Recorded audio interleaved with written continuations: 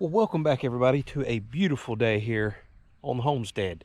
So today, it's a big day. We're finally going to start those big balloon frame walls on the house over here. But before we do that, we have got to do something to the air compressor. I've got to protect these pneumatic tools that I keep using. So let's go inside the shop real quick, put something on, then we'll get back out there. Today's actually going to have a couple different accessories and tools in it, kind of like the last couple of episodes. So should be exciting. All right, so this here is my North Star 220 volt compressor that I got from Northern Tool. Been an amazing compressor, nothing wrong with it at all. The problem is the air. A lot of humidity here in the air in Florida. It winds up coming through the hose, going through my pneumatic guns, and eventually it's going to cause a problem. Make me have to rebuild them and kind of mess the internals up. So I have bought an air dryer that we're going to add right onto the side of the regulator to try to help with some of that moisture that's in the air. So the type of air dryer that I bought is just a single stage. I can add as many stages as I want, but it comes with these silica beads that do the drying. And then I've bought a whole nother container because I don't have a clue how long these last of silica gel beads. So we can constantly change this out. But it's quite simple. It's got a glass container in here that those beads go in, air out. We'll just mount it right here to the side to see if we can dry some of this air up going to these guns.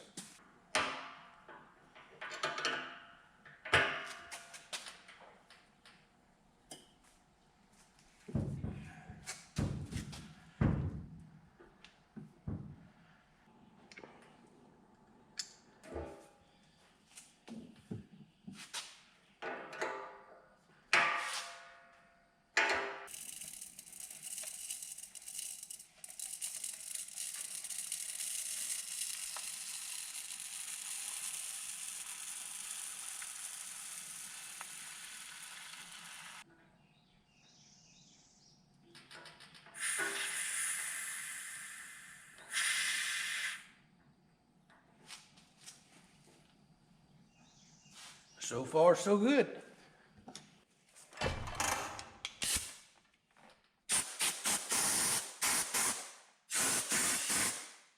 All right, let's hope that works. We still have a really good air pressure. It's rated for much higher than my operating pressures on my gun.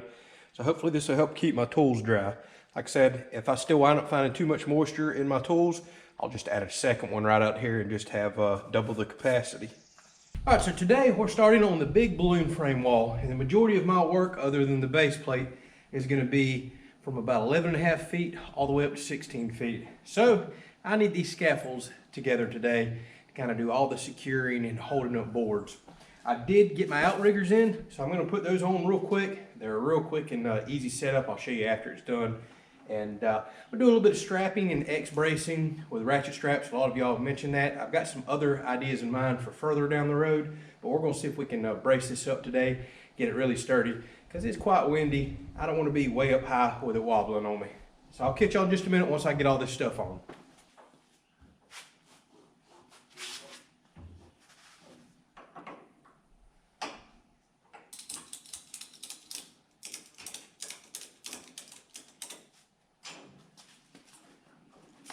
So I am curious to see if this will make this much more sturdy. I was planning on buying cables and turnbuckles and making my own X-bracing, but somebody suggested ratchet straps, and it just so happened I had 4 laying around, so I said, why not? I don't know if I've got them in the right spots, but I got them as close to the wheels as I can get them, and then all the way up to the supports that support the next deck. I may need to go up even higher. Just kind of didn't really want them in my way to where I could be hanging up or tripping on them, but we'll have to play around with that. As far as the stabilizers, here they are. They fit perfectly, even though they said they're for another brand. The review said they'd fit the scaffold fine, and they absolutely do. You can see I only have one set of scaffolds on, or stabilizers. I can't put them on the other side because I'm about to put a baseboard down over there, and I need to get the scaffold up as close as I can to the baseboard so I can be as close as I can to the rafter up there to work. And I didn't want to be spaced 14 inches off of that, leaning over the edge of the scaffolding. Felt that would be a little more dangerous than actually putting the stabilizers on. Now once I get out in the open area of the house, that second set of stabilizers is down in the box, comes with another set of wheels, the whole works. I think it'll make a big difference. But right now I have 50% more wheels on the ground, 2 more wheels that lock. This has to help. So I'm gonna climb up there and see if I can give an honest opinion of if it feels, you know, more stable than it did the other day whenever I did this for y'all. I don't see why on earth it wouldn't be.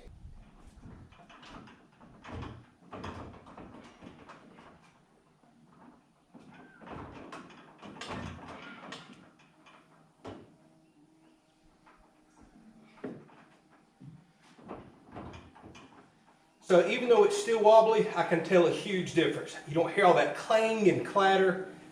It does feel better. I still definitely want to be working by something that I can kind of hang on to. As I'm working throughout the house, I may put a big heavy duty like 2x6 or 2x8 in between the rafters I can tie off to, or run a cable through, something like that. But, I'm trying about to get tore up by no wasp up here. It's wobbly, but better. You're not hearing, like I said, you're not hearing all that metal clanging around. I know that's got to be because the X bracing is kind of holding everything together now. So I feel comfortable enough to work off of this, at least for what I'm going to be doing today.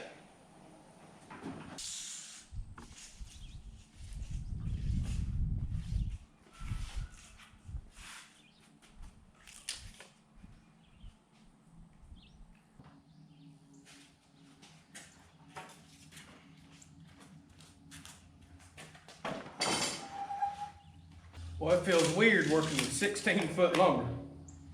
Thank goodness I don't have much of that to work with. I'd have to have help.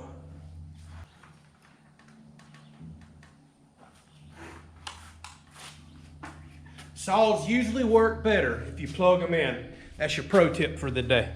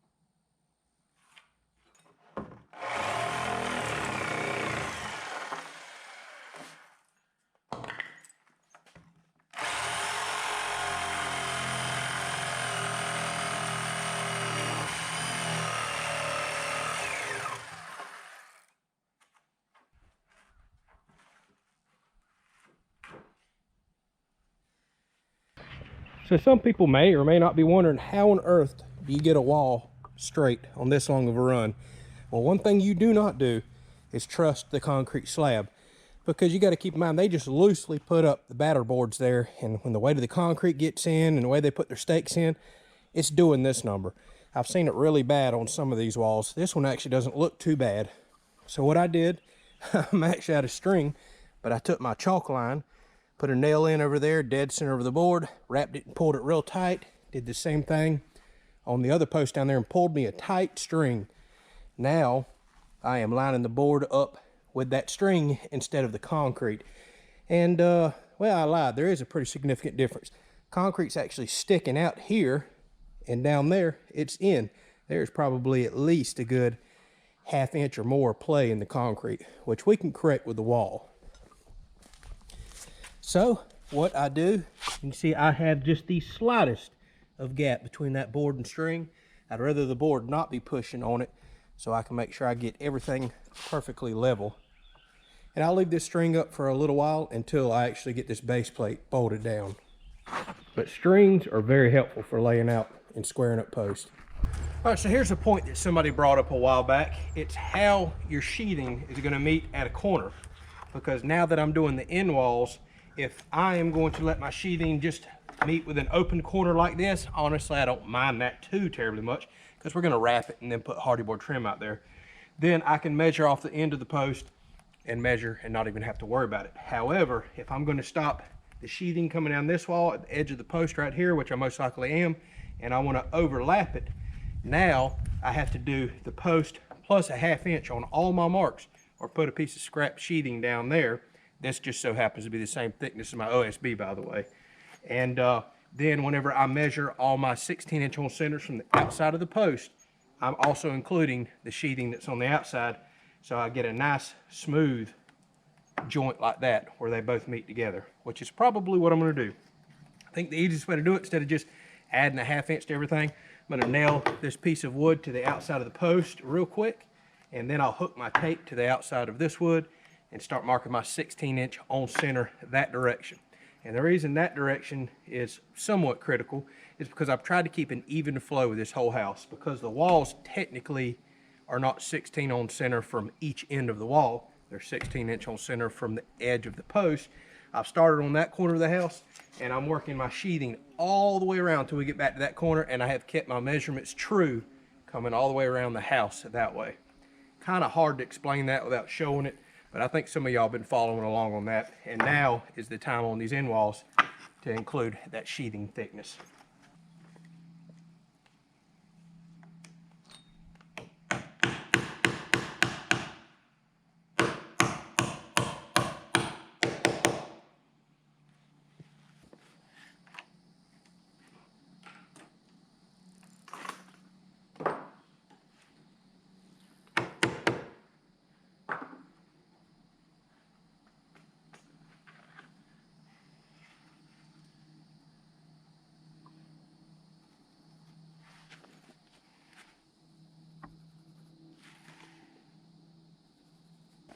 Now we also have a window in this wall for the utility room. I'm going to go grab that off a plan while I have my tape hooked up and mark that, and then we'll move all this over to the bench and start on our biggest baseboard yet.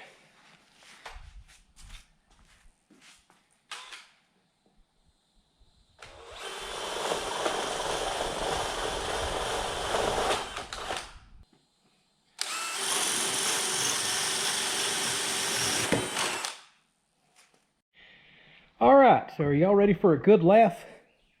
Every single one of these straps, I kid you not, is a stud. We are doing 12-inch on center per engineering on this wall. This might be the one wall that I am glad that I feel like is getting overbuilt. This is a huge expansive opening that's going to catch a lot of wind. There is no big, 6x6s or 8x8s in the wall to kind of help with flex. So we're doing 12-inch on center, and every single stud has to be strapped top and bottom. So that's why these walls are so involved. I've literally spent a couple hours just laying out the baseboard, getting all my measurements for windows, every single stud, and trying to make sure I have everything correct. Now, a lot of people have asked me, how on earth are you going to stand this huge wall up? That is the beauty of building it this way with all these straps. While this is a very strong wall, a lot of extra money for straps, it allows me to build it in place. That's why I'm taking all the extra time to lay the base plate out now. I'll go ahead and put my foam sealer on the bottom. Once I get all the straps where they need to be, we'll roll everything over, bolt it down, and then I'll start putting a stud in one at a time after I get up and bolt my double top plates to this truss up here. So we're going to lay every stud in between, and it works this way because we're going to be strapping it in the bottom. And I went ahead and bought the heavy duty straps, not the regular ones that the plans call for. So we're going to get a lot of extra nails in them there, and we're strapping inside and out up top. That's going to be far, and I mean far stronger than this type of construction right here where you just shoot 3 nails in the end. And like I said, it allows me to build it in place. This is the only way I can build a wall like this by myself. So let me get all these around the post. We'll get the foam seal on the bottom, flip everything over, then we got to go ahead and bolt it down. So this is a completely different type of construction than y'all been watching me do.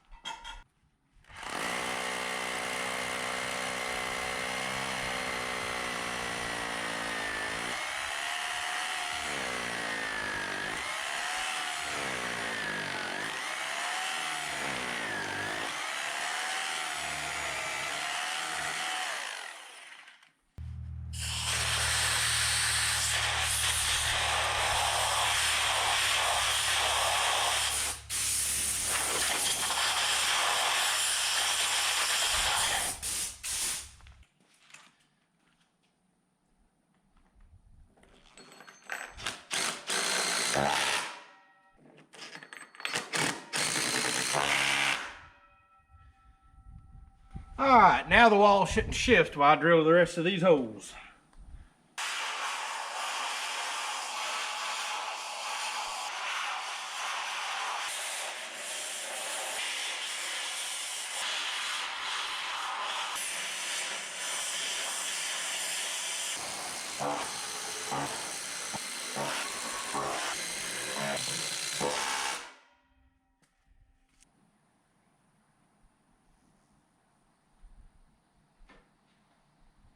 So this is a pretty cool device. It's a T-bevel and digital protractor all in one. I need to find the angle of that metal truss right there because we are about to figure out how to put our double top plate up there, as well as I want to go ahead and get my 2 first studs on the end to help me support that very heavy top plate, since I'll only be able to handle one end at a time.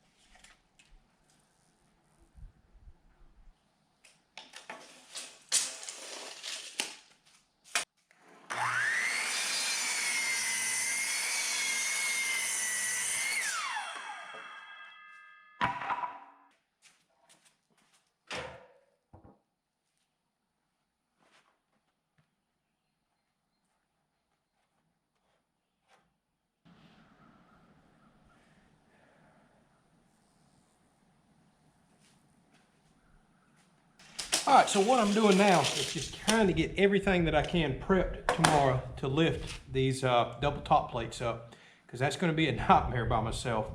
These are the 2 end studs that you just seen me make. I want to get them perfect, so whenever I put the top plates in on top of them, I can sandwich them in. Now I'm about to drill holes so I can bolt them to the wall, and they will help support that top plate while I handle the other end way up in the air tomorrow by myself with clamps and everything else. Now, I don't want to start any of that today. I'll explain why in a minute, but we got something critical to do. It's probably going to make some of y'all cringe, just like myself. But I'm starting to feel better about it now because I checked something earlier. So I'll let y'all know in just a minute as soon as I get done drilling these holes.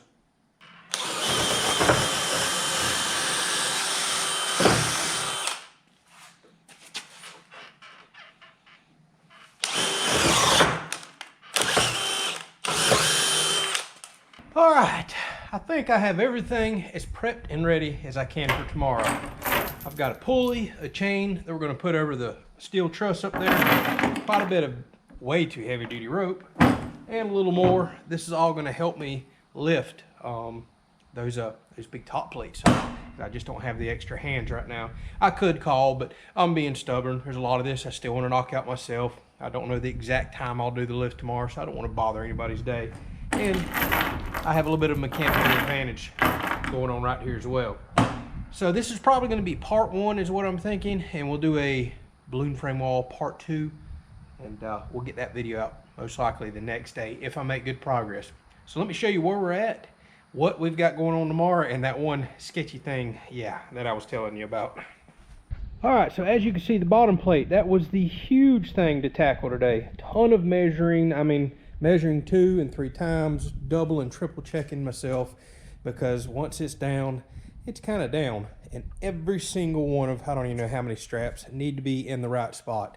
I've also got a window that's going over here, so I had to figure out where all the cripple studs and jack studs, king studs, all that stuff is going to go. Plus, I'm doing something very special with that window opening. I'll show you all that once we get closer to the end of this wall build, but I'm really trying to think ahead for the future and set myself up for success down the road if we make some changes. So, bottom plate is officially done, other than I do need to put that nail guard strip over there. We'll get that before this wall is complete, and it's set up and ready to go for all the studs just to drop right in, get nailed with the straps, maybe do a little toe nailing. And tomorrow we have got to put the top plates up. So if you're noticing something, we have a cross support right here, and the engineer is showing that that needs to be gone, and this entire wall is going to be load bearing and bolt to that truss and support it. That's another reason it would have been extremely difficult for me to lift this wall up, because it's got to actually sandwich and bolt to that top truss. So the roof will actually be load bearing on these end frame walls. So that's where it gets a little sketchy. Tomorrow I have to remove that brace and cut those brackets off that are welded onto that truss.